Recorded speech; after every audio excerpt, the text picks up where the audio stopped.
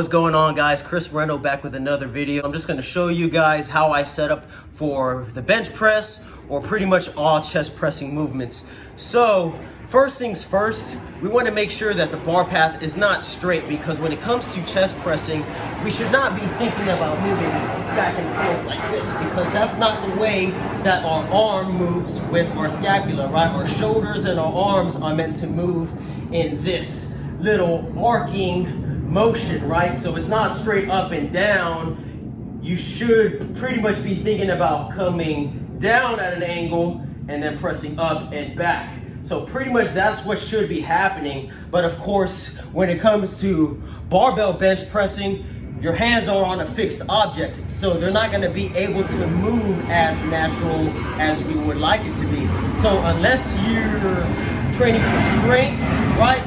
Or I shouldn't even say training for strength, but you either train in a powerlifting fashion, like myself, I include a powerlifting style to my training, or you're actually in powerlifting. Unless those things apply, you're better off just sticking with dumbbells, just because that's what's going to allow you to get a lot more out of it in terms of the amount of muscle gains that you'll be able to make, the amount of joint integrity that you'll be able to maintain, if not improve upon, right? All those things matter, and benching on a fixed object can compromise those things, right? That's not necessarily the best tool for in most cases. But anyways, so we want to just think about, when we're grabbing the bar, we should be thinking about breaking the bar outward, right?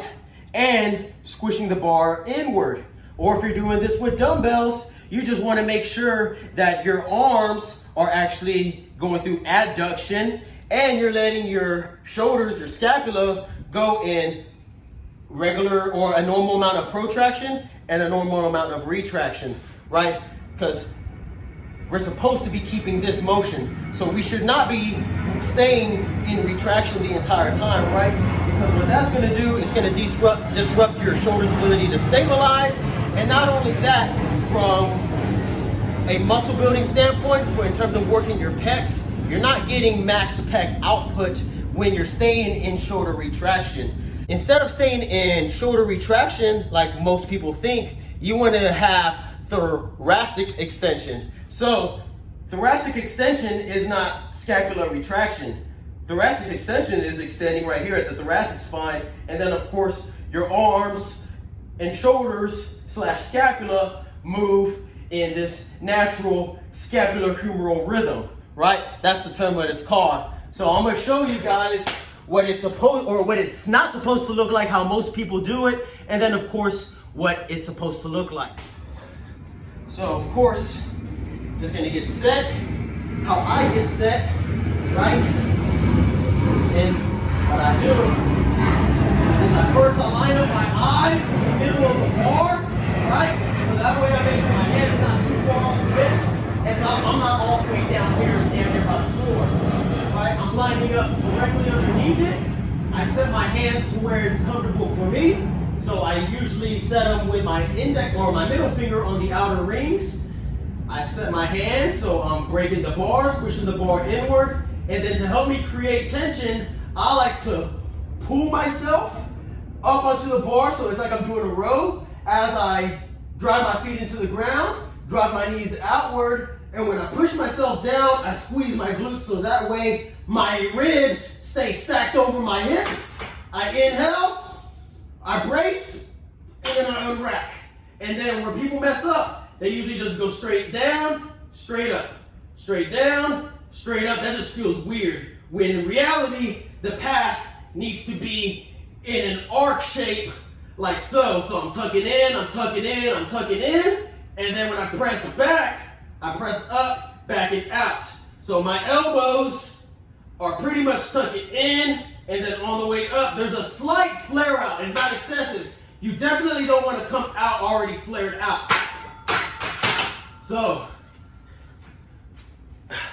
pretty much again, you need to make sure that you maintain thoracic extension. You're driving your feet into the ground, driving your knees outward, squeezing your glutes so that way your ribs stay stacked over your hips.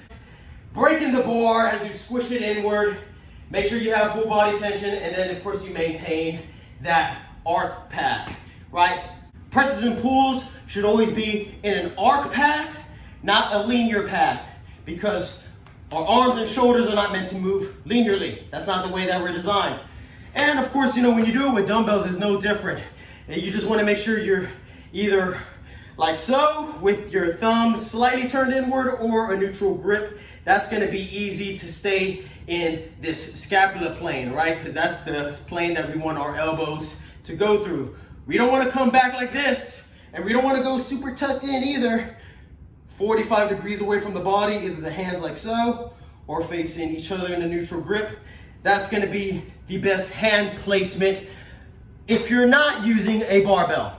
But yeah, guys, that's pretty much it. You know, very simple and straightforward. Again, just a quick gist. You make sure that your elbows are coming back at the 45-degree angle. You make sure you don't stay in scapular retraction. Let that natural protraction and retraction occur, and make sure you're extending at the thoracic spine, right?